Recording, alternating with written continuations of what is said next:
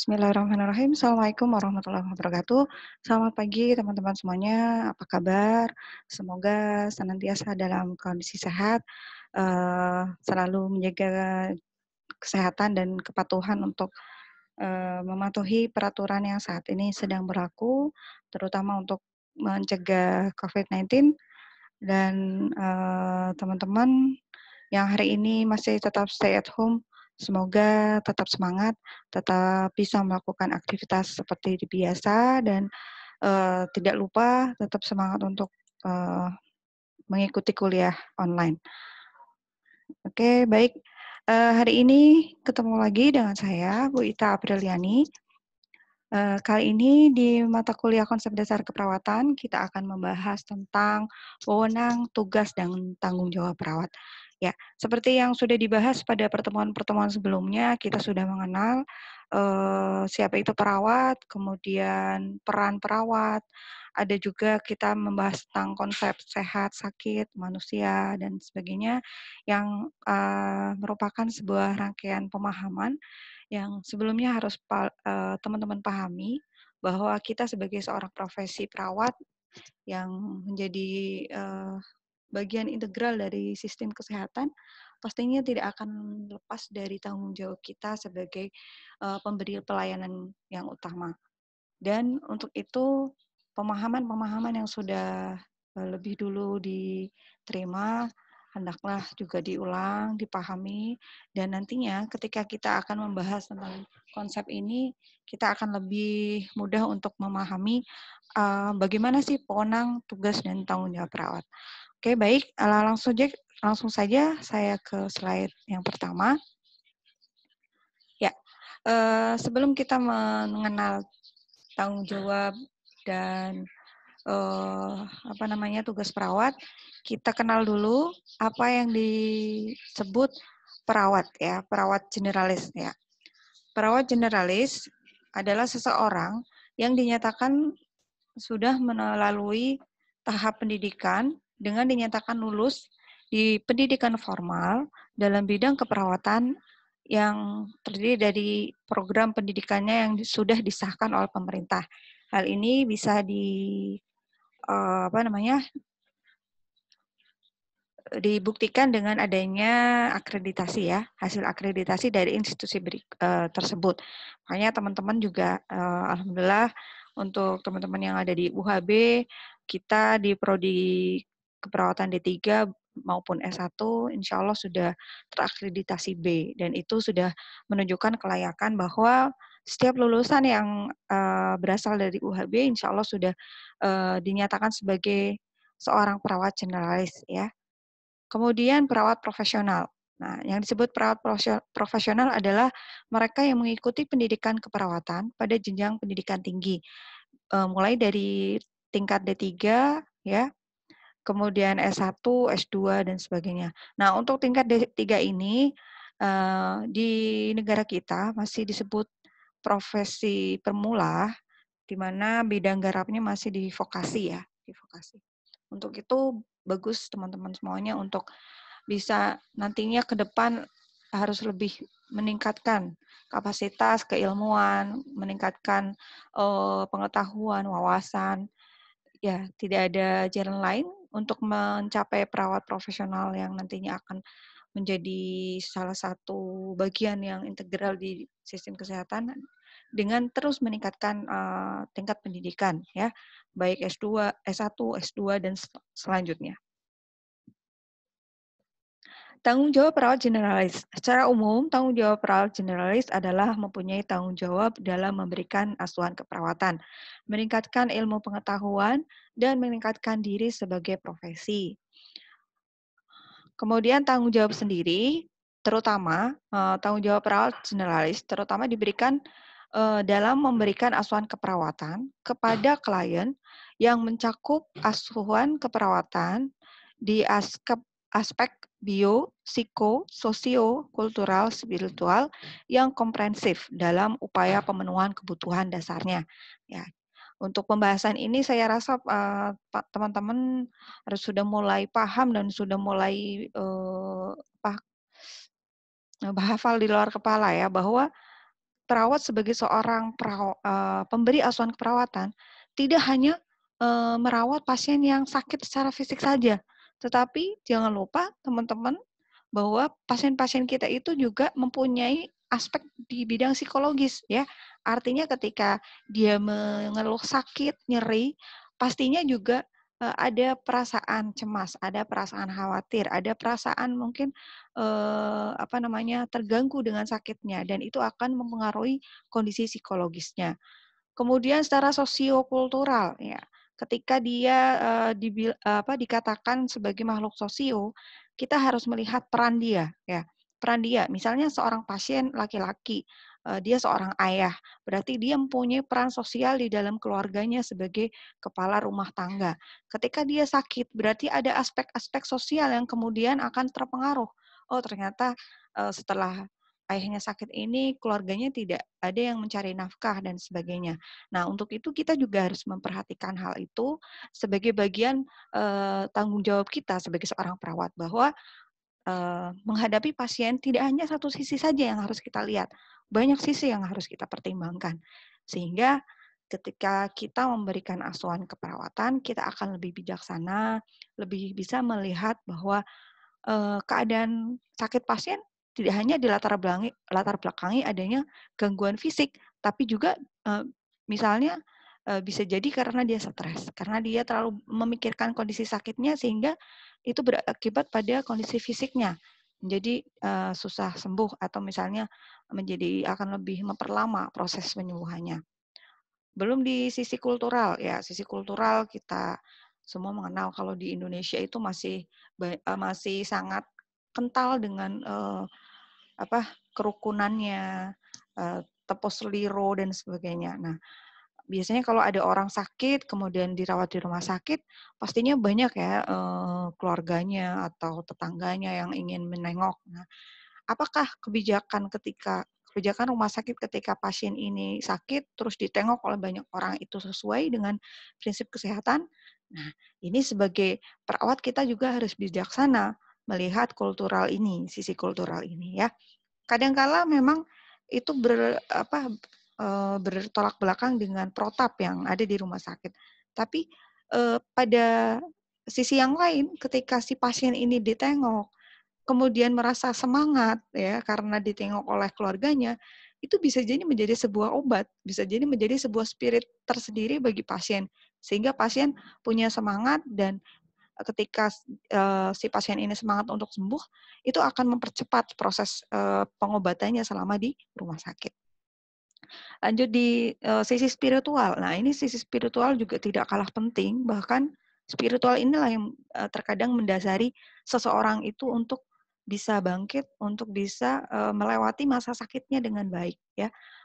Kalaupun sisi spiritual ini misalnya ada pada pasien kanker dan sebagainya yang dengan penyakit-penyakit terminal, tapi ketika sisi spiritualnya ini bisa kita asah, kita sentuh dengan baik, misalnya akhirnya pun pasien ini meninggal, bisa jadi meninggalnya pun dengan kondisi tenang, karena dia mempunyai keyakinan bahwa setelah kematian misalnya dia akan lebih tenang menghadap pada yang kuasa. Nah, sisi-sisi ini adalah sisi-sisi dari seorang pasien yang bagi seorang perawat itu harus menjadi perhatian ya.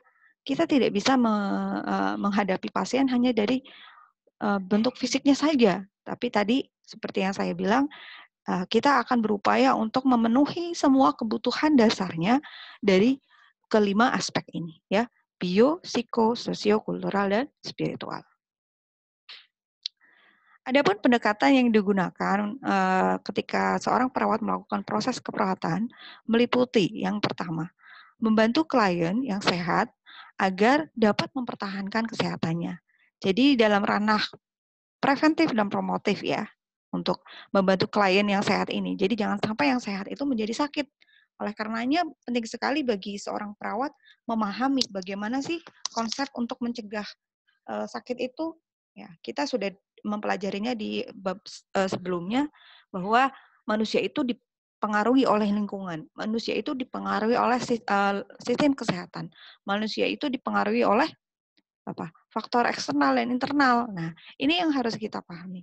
bahwa ketika seorang sehat, ya tugas kita sebagai perawat adalah mempertahankan setiap pasien, setiap orang yang hidup di negara kita, hidup di sekitar kita untuk tetap sehat.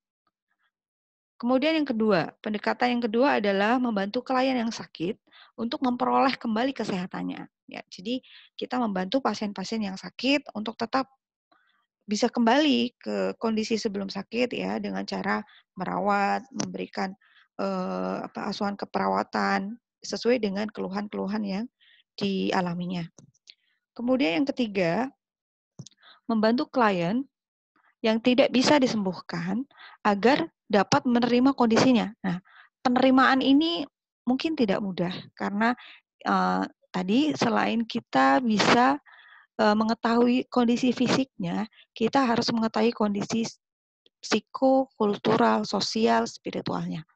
Bagaimana seorang pasien itu yang harus dirawat di rumah sakit, dia bisa menerima kondisinya bahwa, oh ya, saat ini saya sedang harus tetap ada di rumah sakit, harus tetap berbaring, harus mengikuti advice dokter, harus mengikuti arahan perawat dan sebagainya. Nah, bagi sebagian besar perawat, ini menjadi tugas yang mungkin karena terkait dengan hubungan antara perawat dan klien, ini juga membutuhkan pendekatan, membutuhkan komunikasi yang baik, sehingga si pasien ini mampu memahami arahan dari perawat. Bagaimana seorang bisa sehat kembali setelah mengalami sakit. Nah, ini juga harus melalui pemahaman yang integral, yang menyeluruh dari seorang perawat untuk kemudian ditransfer pada pasiennya, sehingga pasiennya ini bisa menerima kondisi sakitnya dengan baik. Kemudian pendekatan yang keempat adalah membantu klien yang menghadapi ajal agar diperlakukan secara manusiawi sesuai martabatnya hingga meninggal.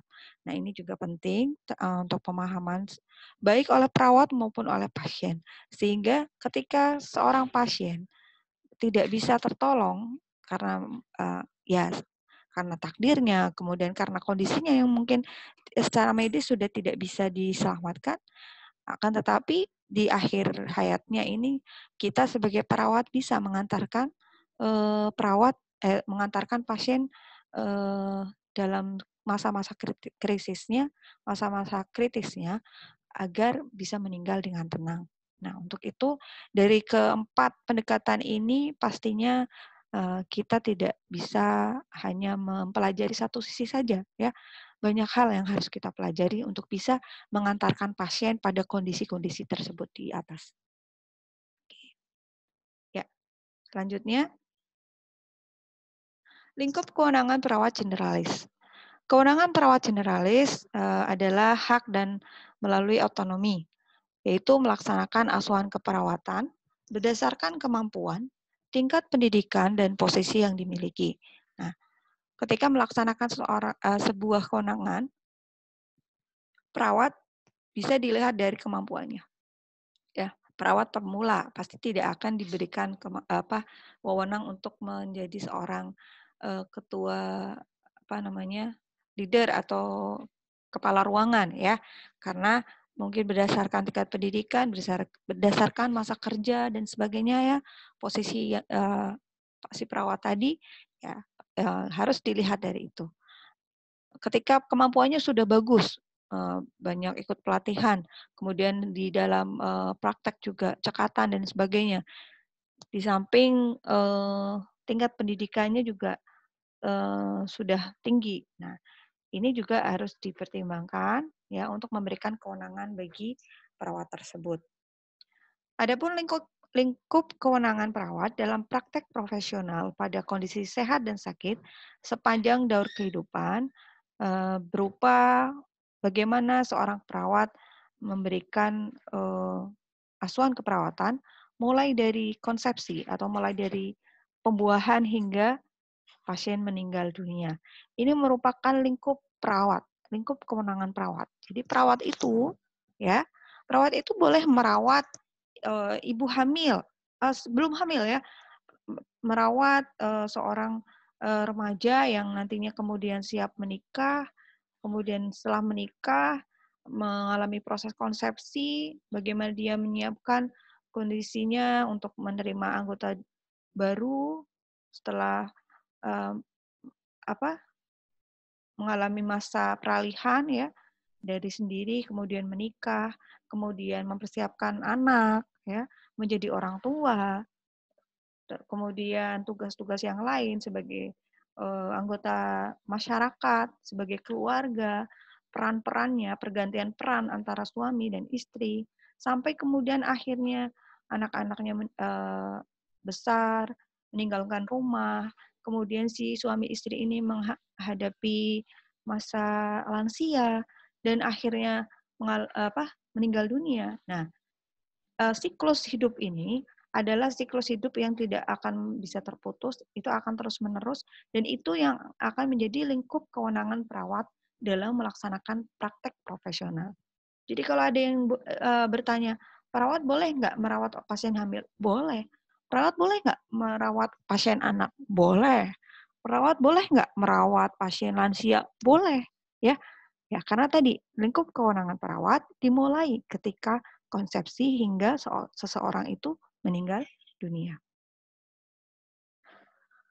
Berikutnya lingkup kewenangan perawat mencakup asuhan keperawatan pada klien. Tadi ini penjabarannya. Yang pertama anak dari usia 28 hari hingga 18 tahun.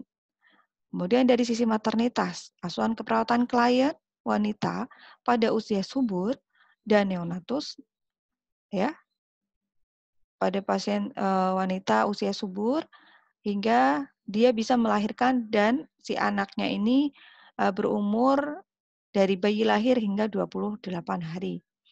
Kemudian di ranah medikal bedah, klien di atas usia 18 tahun ya sampai 60 tahun dengan gangguan fungsi tubuh karena trauma, kelainan fungsi tubuh ya. Ini dilihat di medikal bedah ya. Kita cirikan di usianya ya, 18 hingga 60 tahun. Adapun jiwa adalah semua usia ya. Pada semua usia yang mengalami gangguan berbagai masalah kejiwaan. Nah, ini menjadi lebih luas skup pelayanannya kalau dilihat dari usia, khususnya untuk gangguan jiwa, karena di semua usia bisa ya mengalami gangguan jiwa. Kemudian di ranah keluarga. Seperti kita tahu, keluarga merupakan unit terkecil dalam masyarakat sebagai akibat adanya pola penyesuaian keluarga yang tidak sehat sehingga tidak terpenuhinya kebutuhan keluarga. Nah, keluarga dengan ciri khas seperti ini menjadi bidang garap perawat ya. Kemudian di atas keluarga ada komunitas. Nah, komunitas adalah mereka atau masyarakat pada kelompok di suatu wilayah tertentu pada semua usia sebagai akibat tidak terpenuhinya kebutuhan masyarakat. Ya. Kemudian di ranah gerontik adalah asuhan keperawatan pada klien dengan usia 60 tahun ke atas yang mengalami proses penuaan dan permasalahan. Ya, tidak hanya proses penuaan, tetapi ketika seorang perawat masuk ke daerah gerontik, berarti yang dihadapinya adalah orang tua di atas 60 tahun yang mengalami proses penuaan dan mengalami permasalahan di seputar proses penuaan tersebut. Selanjutnya kewenangan perawat sesuai dengan lingkupnya. Mencakup yang pertama, melaksanakan pengkajian terhadap status biopsikososial dan spiritual. Yang kedua, merumuskan diagnosa keperawatan terkait dengan fenomena dan garapan utama yang berakibat pada tidak terpenuhinya kebutuhan klien. Kemudian yang ketiga, menyusun rencana atau tindakan keperawatan. Ya, rencana tindakan keperawatan ini pastinya akan didasarkan pada hasil pengkajian dan diagnosa. Berikutnya, melaksanakan tindakan keperawatan atau intervensi, melaksanakan evaluasi tindakan keperawatan yang sudah dilakukan, dan mendokumentasikan hasil keperawatan yang dilaksanakan. Nah, poin ke-6 ini tidak boleh ketinggalan karena ini merupakan salah satu bukti bahwa profesi kita merupakan profesi yang kredibel. profesi yang bisa dipercaya dan dipertanggungjawabkan, baik secara moral dan etika. Sehingga untuk melaksanakan asuhan keperawatan mulai dari nomor pertama, nomor 1 hingga nomor 5 itu butuh bukti. Dan ketika bukti itu kita laksanakan dengan cara pendokumentasian.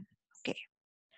Selanjutnya, segmen keperawatan. Ya, segmen keperawatan yang pertama mempunyai batasan eksternal sebagai respon terhadap pemenuhan kebutuhan dasar, tuntutan dan potensi klien yang berubah. Ya, batasan eksternalnya itu adalah ketika pemenuhan dasarnya berubah dan adanya tuntutan dan potensi klien yang berubah. Kemudian bersentuhan dengan profesi lain adalah ketika ada area abu-abu. Ya, kita kenal ada area kelabu yang perlu dipersempit dan dicermati agar tidak mendatangkan kerugian baik bagi klien maupun pelaksana asuhan keperawatan sendiri. Ya, dalam hal ini misalnya dalam hal pemberian tindakan, ya, ketika seorang perawat melakukan tindakan pasang infus, injeksi, ini sejatinya adalah semua tindakan-tindakan yang hanya bisa dilakukan oleh dokter.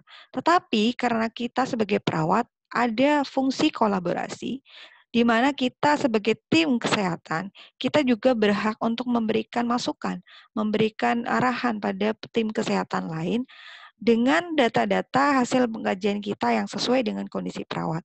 Sehingga dari sudut pandang kolaborasi, kita sebagai perawat juga harus bisa menegaskan untuk bagi profesi lain bahwa kita punya wewenang untuk memberikan asuhan keperawatan itu.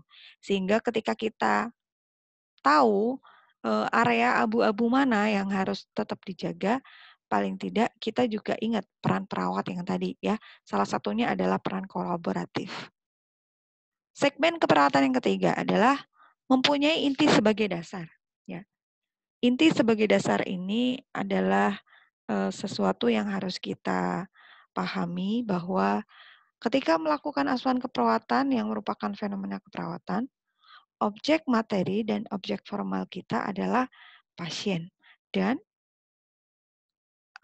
objek formal kita adalah asuhan keperawatan itu sendiri, ya. Asuhan keperawatan itu sendiri adalah tadi yang diawali dengan pengkajian, diakhiri dengan evaluasi, di mana ketika kita melaksanakannya itu berdasarkan tanggung jawab, kode etik dan sebagainya, ya. Sasaran dan sebagainya yang sudah kita bahas. Artinya fenomena keperawatan ini harus kita buktikan, ya, harus kita pahami sebagai sebuah fenomena yang membuat seorang perawat itu menjadi perawat menjadi profesi yang memang jelas latar belakang, jelas tanggung jawab dan hak serta kewajibannya. Nah, apa yang disebut tadi objek materi adalah manusia yang tidak dapat berfungsi. Ya, pasien ini adalah adalah manusia di mana dia mengalami gangguan sehingga tidak bisa berfungsi dengan sempurna dalam kaitannya dengan kondisi kesehatan dan proses penyembuhan. Adapun objek formal adalah kegiatan dalam membantu individu yang bersifat mendukung terwujudnya kesehatan dan penyembuhan melalui tadi yang saya jelaskan adalah melalui proses asuhan keperawatan. Jadi inti atau esensi keperawatan adalah kajian mendasar tentang penyimpangan atau tidak terpenuhinya kebutuhan dasar manusia dalam hal-hal yang melatar belakanginya, seperti hal-hal yang menyebabkan manusia tidak dapat berfungsi secara sempurna dalam kaitannya dengan kondisi kesehatan dan proses penyembuhan, serta melakukan upaya dengan memanfaatkan berbagai sumber untuk mempertahankan, menopang, memelihara, dan meningkatkan integritas seluruh kebutuhan manusia.